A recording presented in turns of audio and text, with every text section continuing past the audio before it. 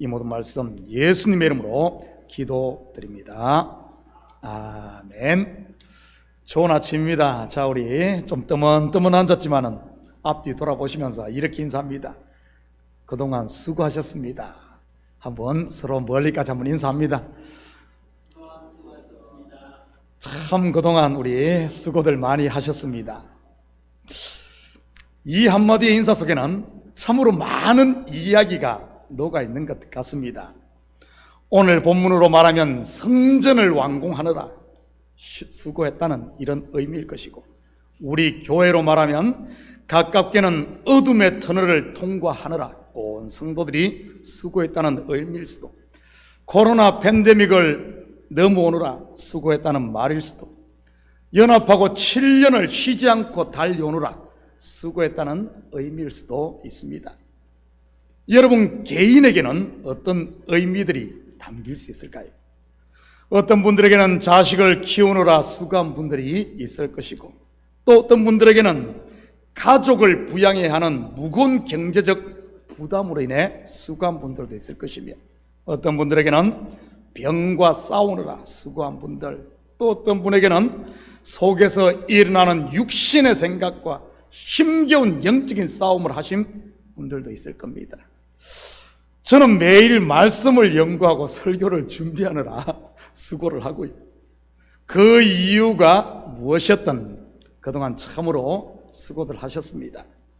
서로 말들을 안 해서 그렇지 다들 하루하루의 삶이 결코 만만치 않을 것입니다. 이럴 때일수록 서로를 감싸주고 어깨를 두드려주고 위로해 줄 수 있기를 축복합니다. 그것이 바로 은혜 받은 성도의 모습이니까요. 우리는 지금까지 바벨론 포로에서 돌아와 성전을 건축한 남은 자들의 이야기를 살펴보았습니다. 성전 건축이 그냥 되던가요? 번제를 드리고 기초를 놓자 바로 대적들이 요동하고 방해가 시작됩니다.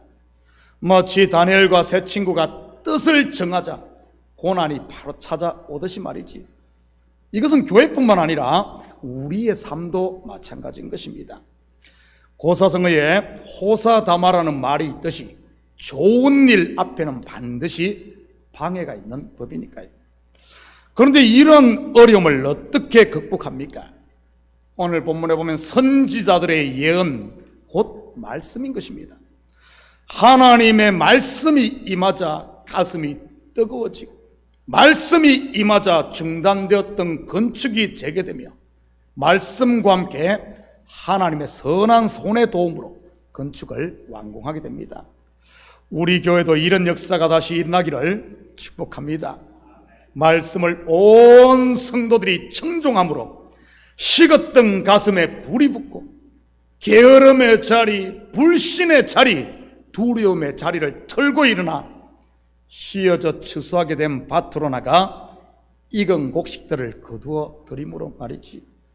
그런데 돌아온 자들이 완공한 성전 건축 속에도 복음이 숨겨져 있음을 보게 됩니다. 여러분, 복음의 핵심적인 뼈대 두 가지가 뭐죠? 죽음과 살아남, 곧 십자가와 부활인 것입니다.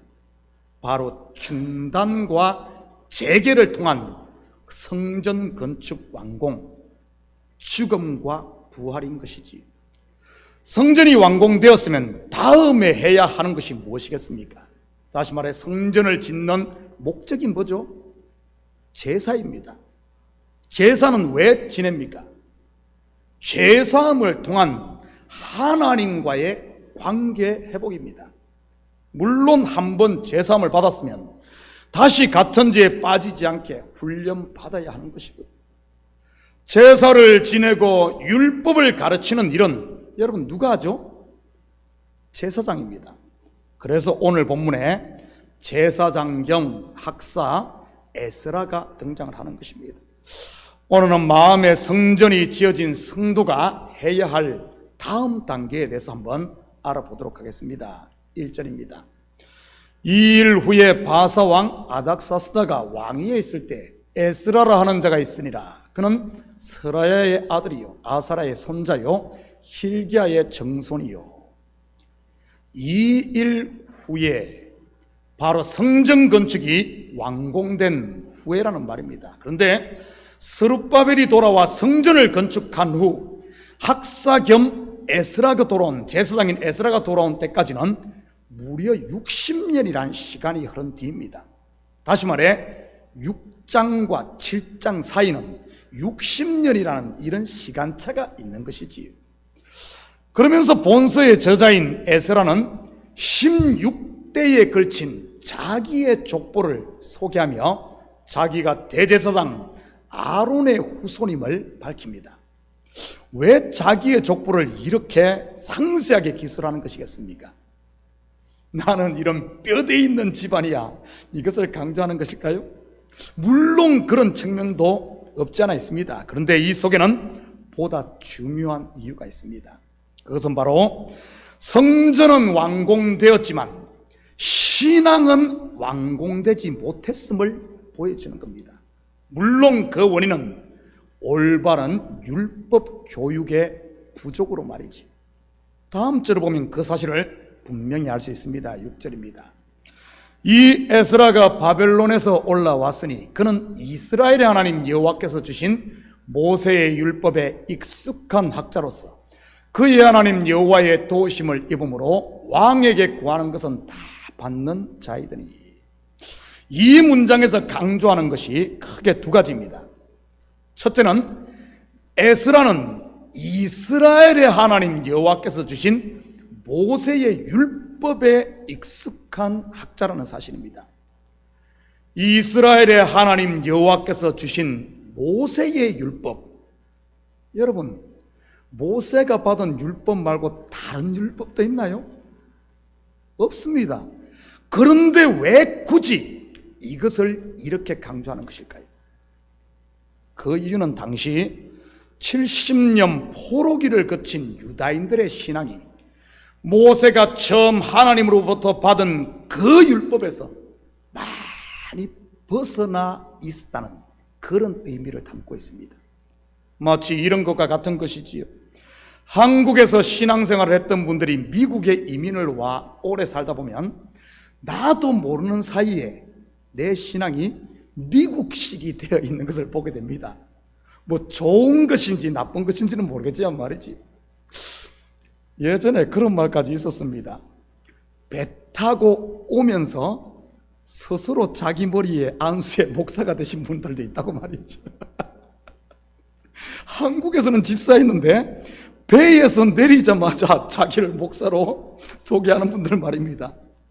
뭐 요즘에 인터넷 검색을 하면 바로 그게 다 드러나지만 예전에는 누가 알겠습니까? 한국에서 뭐 회장 아니었던 사람 있습니까? 한국에서 자기 집에 금송아지 없는 분들 있어요. 목사만 그럴까요? 아닙니다. 예전에 미국 교회를 출석하시던 한국인 장로님이 한 분 계셨습니다. 그런데 그분의 신앙 히스토리를 아는 분이 아무도 없어요. 왜냐하면 제대로 한국 교회를 출석한 적이 없어 여기저기 옮겨 다니신 분인데 자기를 장로라고 하고 다녔습니다. 행동은 전혀 장로가 아닌데 말이지. 그래서 미국 교인들이 그러더군요. 저분은 자칭 장로라고 말이지. 70년의 포로기를 거치고 돌아온 이스라엘도 별반 다르지 않았던 것 같습니다. 그도 그럴 것이 성전이 파괴되고 없었으니 제사를 지낼 수 없었던 것입니다. 70년 동안을 말이지. 당시 제사는 어디에서나 드릴 수 있었습니까? 아닙니다. 제사는 오직 솔로몬 성전이 지어진 이후에는 예루살렘 그 성전에서만 제사를 지낼 수 있었습니다. 물론 그 전에는 각자 알아서 산당에서 드리기도 했지만 말이지. 그래서 포로기 전 생겨난 독특한 것이, 포로기 때 이 생겨난 것이 바로 회당이라는 문화입니다. 회당. 제사를 드릴 수 없게 되자 함께 유다인들이, 포로로 잡힌 유다인들이 모여서 율법을 가르치고 기도를 드리는 곳으로 말이지. 분명 그들은 회당에서 제사에 대해 배웠을 것입니다.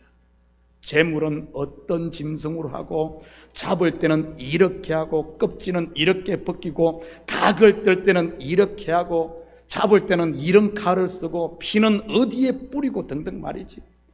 한마디로 이론으로만 배웠단 말입니다.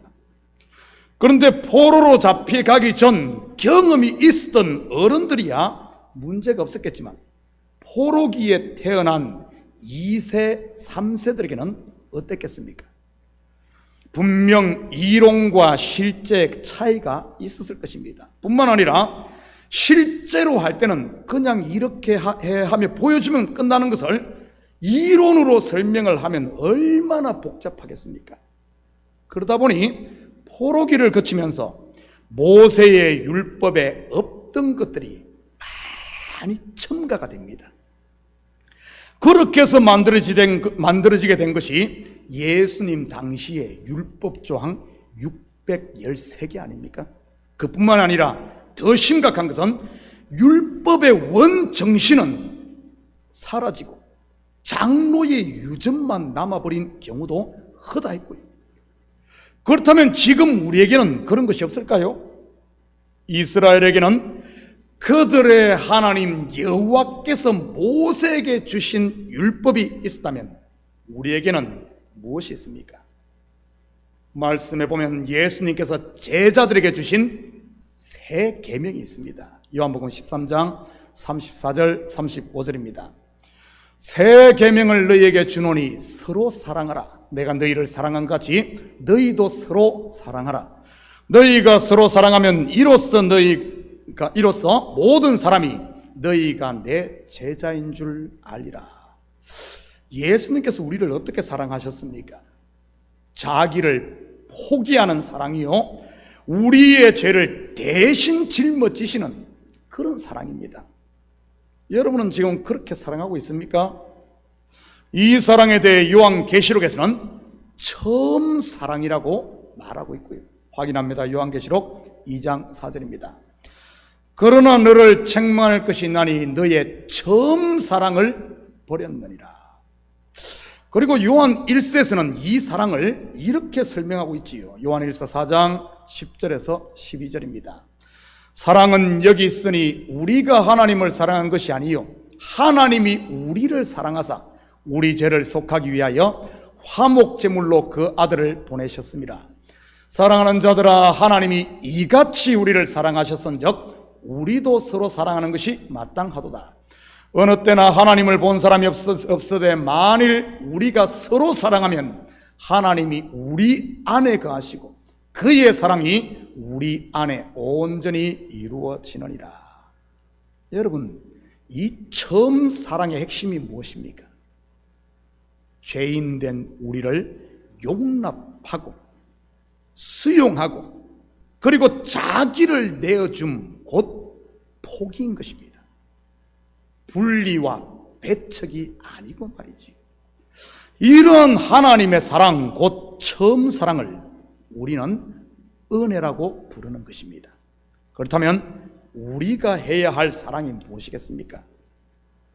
바로 그분의 사랑을 수용하고 받은 사랑을 이웃에게 그저 흘려보내는 것입니다.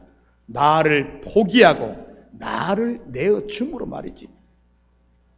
여러분은 지금 그 사랑을 하고 있습니까? 그분의 은혜 안에 있습니까?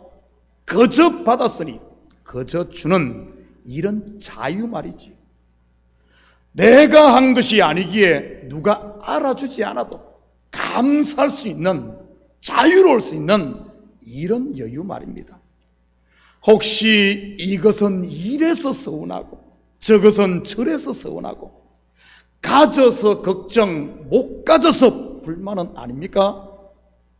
여러분, 이것을 사자성어로 뭐라고 하죠? 좌불안석, 순수 우리말로는 안절부절. 왜 그런 줄 아십니까? 그 자리는 성도가 있을 자리가 아니기 때문에, 처음 사랑의 그 자리가 아닌 거기서 많이 벗어나 있기 때문에 그런 겁니다. 복 있는 자는 악인의 꾀를 쫓지 아니하며 죄인의 길에 서지 아니하며 오만한 자의 자리에 앉지 아니해야 하는 것인데 말이지. 안절부절이 일상인 분이 계시다면 여러분 그 자리를 털고 일어나 처음 사랑을 회복할 수 있기를 축복합니다. 다시 복음을 들음으로 말이지. 성전을 건축하고 60년이 지나는 동안 처음 자리에서 이 유다인들이 많이 벗어나 있었다는 그런 말입니다. 다시 말해 하나님께서 에스라를 보낸 이유가 바로 이것을 바로잡기 위해서인 겁니다. 처음 사랑을 회복하기 위해서, 바른 신앙을 회복시키기 위해서 말이지. 익숙했던 것을 포기한 것, 바꾼다는 게 쉽습니까? 여러분, 심지어 생활 습관 하나 바꾸는도 얼마나 힘듭니까? 그렇지만 우리가 벗어나 있다면 돌아와야 하는 겁니다. 그리고 두 번째 강조한 것이 그의 하나님의 도우심을 입음으로 왕에게 구하는 것은 다 받는 자라는 이 말입니다. 이 말을 다르게 설명하면 에스라는 하나님의 도우심이 삶에 그대로 나타났다는 말로 신앙과 삶이 일치했다는 그런 뜻입니다. 여러분의 삶은 어떻습니까? 예배 때의 모습과 삶에서의 모습이 일치합니까? 혹시 한 우물에서 단물과 쓴물이 나오진 않나요? 예배를 드릴 때는 기쁨과 즐거움으로 찬송하던 입이 예배만 끝나면 남을 욕하고 험담하지는 않냐는 말입니다. 얼굴은 웃는데 속에서는 비수를 품고 있지는 않냐는 그런 말이지요. 여러분은 교회에서 받는 존경을 가정이나 회사에서도 받고 있습니까?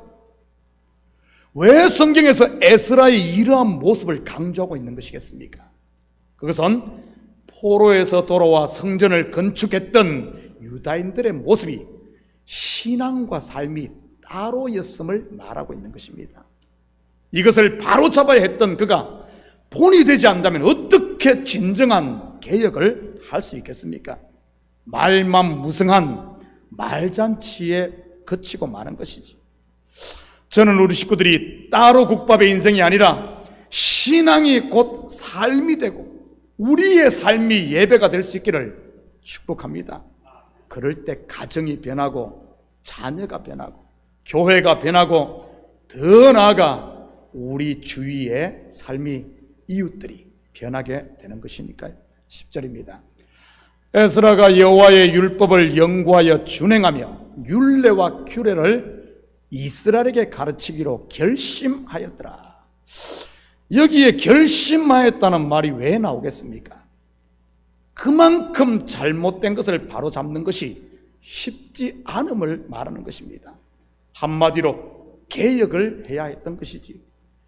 우리의 믿음 생활도 마찬가지인 것입니다. 열심히 예배 참석하고 열심히 기도하고 열심히 봉사한다고 다 되는 것은 아닙니다. 신앙생활에 있어 영적인 세계에 있어서는 말이지. 왜냐하면 믿음의 세계는 영적인 전쟁으로 단순히 열심만으로 되는 것이 아니라 죽느냐 사느냐 하는 결단으로 되어지는 것입니다. 이건 모르면 안 돼요. 아무리 열심히 해도 마지막 결단을 내릴 때 못 내리면 한치의 신앙성장이 일어나지 않습니다.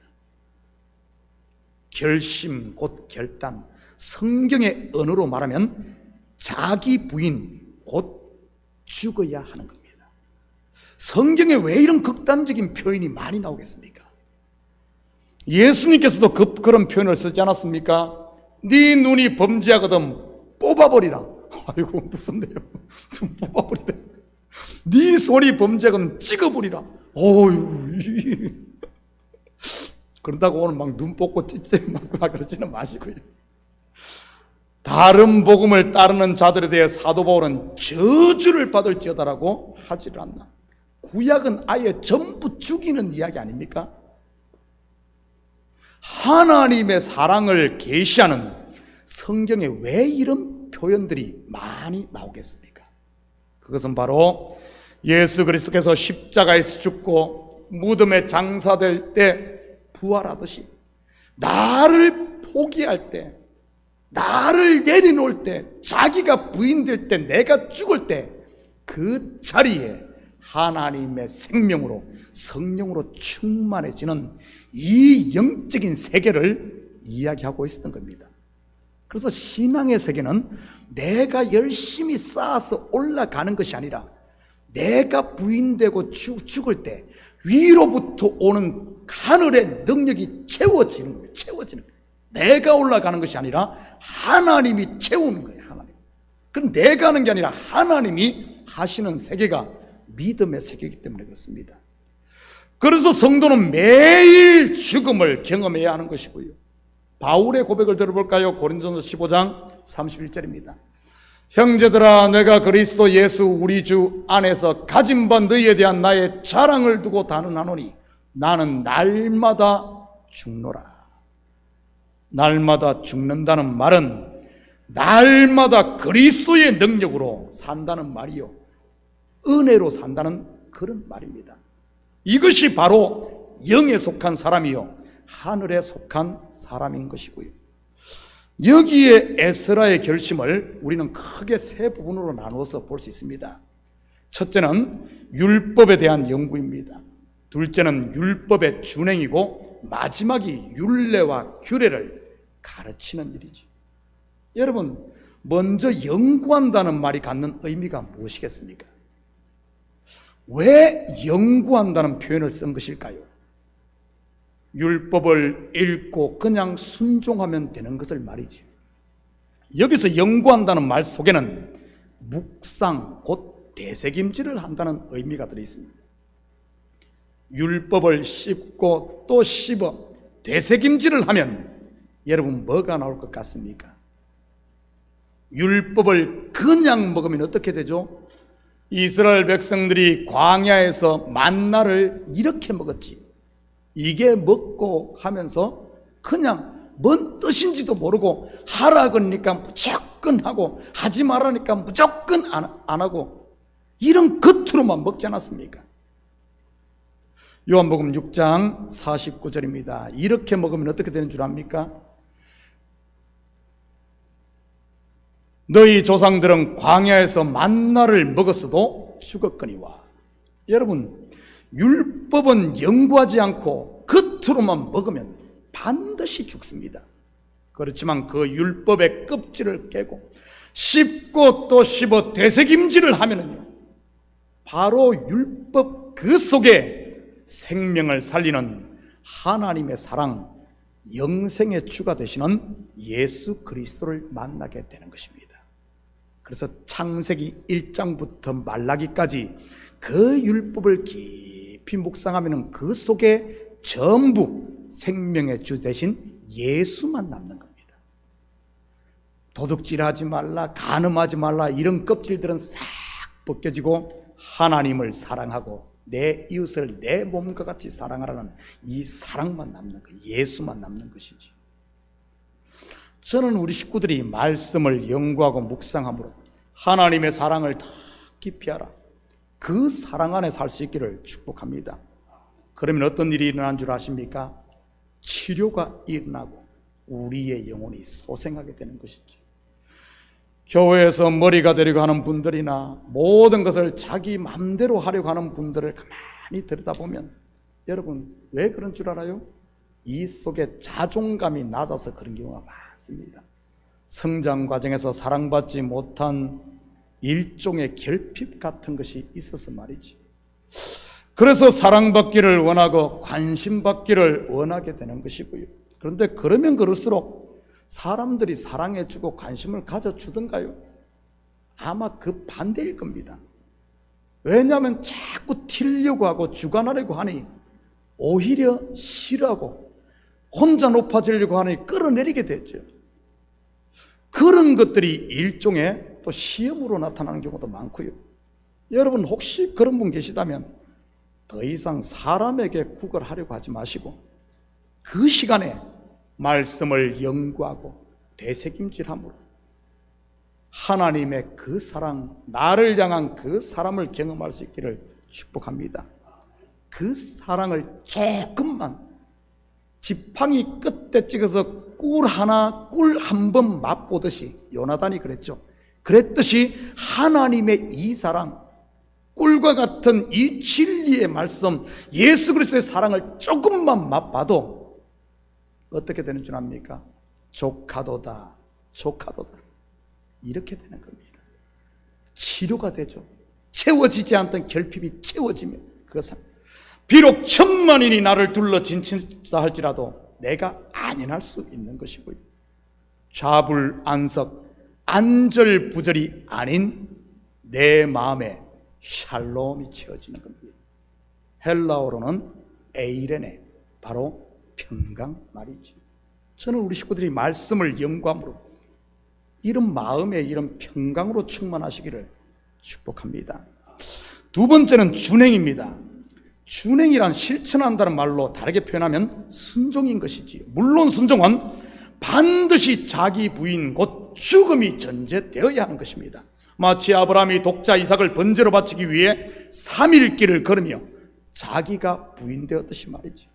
자기 부인이 없는 순종, 자기가 죽지 않는 준행은 결국 바벨탑만 쌓게 됩니다. 열심히 하면 할수록 자기만 드러날 테니 말이지. 저는 주위에서 그런 분들을 많이 보게 됩니다. 엄청난 열심과 헌신으로 좋은 일을 하는 것 같은데 그 열매는 정반대인 경우 말이지. 왜 그런 줄 아십니까? 내가 은혜 아래 있지 못하고 스스로 하나님 자리에 오르려고 해서 그런 겁니다. 껍질을 깨지 않고 그때 그만 자꾸 포장해서 그런 거예요. 그리고 마지막이 가르치는 것입니다. 그렇다면 무엇을 가르쳐야 할까요? 바로 영구하고 준행하여 얻은 결과 하나님의 사랑인 그리스도를 가르쳐야 하는 겁니다. 눈먼 자의 눈을 열고 귀 먼 자의 귀를 열어 진리이신 그리스도를 만나게 해주는 것 말이지요. 자칫 우리가 가르친다고 하면서 형제의 눈을 가리고 귀를 막고 있지는 않습니까? 그리스도께로 인도해야 하는데 내 경험, 내 지식을 가르침으로 그리스도를 못 보게 막는 경우 말이지. 예수님 당시에 바리새인들과 서기관들이 그랬던 것이고요. 교인 하나를 얻기 위해 바다와 육지를 돌아다니다가 얻으면 그리스도께로 인도하는 것이 아니라 자기의 종을 만들므로 배나 지옥 자식 만드는 것들 말입니다. 여러분, 성도가 교회에 오면 교회에 정착하게 해야 하는데 교회에 정착하게 하는 것이 아니라 내 사람을 만들고 있지는 않습니까? 목사가 말씀을 통해 온 성도들이 하나님 바라보게 해야 하는데 나를 바라보게 하지는 않느냐는 말입니다. 바른 가르침은 하나님께로 인도하지만 잘못된 가르침은 하나님을 못 보게 오히려 눈을 가리고 만다는 말입니다. 한국에 있을 때 제가 제 은사 목사님께서 계속 참 이쁘러처럼 강조하신 것이 신앙생활 하면서 중간에 데모를 두지 말라. 성도는 하나님께로 다이렉트가 돼야지 중간에 데모를 두지 말라. 데모를 두지 말라. 목사가 가장 유혹에 빠지기 쉬운 것이 이겁니다. 성도들을 내 종 만드는 것. 나를 봐. 내가 히로, 아이돌이 되는 것. 혹시 여러분 주위에 여러분을 쩔쩔쩔 따라다니는 사람이 있어요? 여러분 굉장히 위험해요. 여러분 데모일 수가 있어요. 그를 살리는 게 아니라 죽일 수 있습니다. 여러분 누구를 전도해옵니까? 여러분 종 만들지 말고 교회로 접목시키고 예수로 소개해야 됩니다. 제대로 가르치면 나에게 붙어있는 것이 아니라 나를 떠나 그리스도께로 붙는다는 말입니다. 그것이 제자인 것이고요. 여러분 제자 훈련은 내 제자 만들라는 말이 아니라 그리스도의 제자를 만들라는 말입니다. 세례 요한이 자기의 제자들을 제대로 가르치니 어떻게 됩니까? 그의 제자들이 지금까지 자기를 따르던 제자들이 바르게 가르치니까 그들이 예수님께로 갑니다. 예수님께로 가요. 그때 세례 요한의 한 고백이 무엇입니까? 요한복음 3장 30절입니다. 그는 흥하여야 하겠고 나는 쇠하여야 하리라 하니라. 그러니 확실한 결심, 곧 자기 부인이 없이는 여러분 제대로 가르칠 수가 없는 겁니다. 우리의 본성은 쇠하기보다는 내가 흥하기를 원하니 말이지. 여러분, 바른 가르침을 해야 됩니다. 사랑하는 성도 여러분, 이번 한 주도 여러분의 모든 수고가 헛되지 않도록 말씀을 연구하고 되새김질을 통해 나를 향한 하나님의 사랑을 더 깊이 알아 그 사랑을 누리시고, 말씀 앞에 나를 처복종시키는 자기 부인을 통해 은혜와 평강의 하나님 나라를 살며, 여러분 올바른 가르침을 통해 예수 그리스도만을 증거하는 중보자, 곧 왕같은 제사장으로 사는 복된 한 주가 되기를 예수님의 이름으로 축복합니다. 같이 기도하십시다. 사랑의 아버지 하나님, 참으로 감사를 드립니다. 우리 속에 성전이 지어졌으면 이제는 바른 신앙 훈련과 교육을 통해 아버지 하나님, 우리를 통해 하나님의 영광이 드러나야 합니다. 성전은 지어졌는데 여전히 성전에서 강도의 구례만 만들고 있어야 되겠습니까? 향기가 아닌 냄새만 풍겨서야 되겠습니까? 하나님, 이제는 자리를 털고 일어나 아버지 하나님 말씀을 되새김질하는 아버지 하나님 연구하고 기도하며 이 말씀과 씨름하며 말씀 앞에 내가 죽고 올바른 아버지 하나님 훈련을 통해 이제는 우리 주위에 있는 영혼들을 주께로 인도하며 아버지 하나님 접목시키는 이 시대 중보자 제사장으로 사는 저희들 될 수 있도록 축복하여 주시옵소서. 감사드리며 예수님의 이름으로 기도드립니다. 아멘. 다 같이 자리에서 일어납니다. 우리 찬송 445장 들으신 후에 축도로 예배를 마칩니다.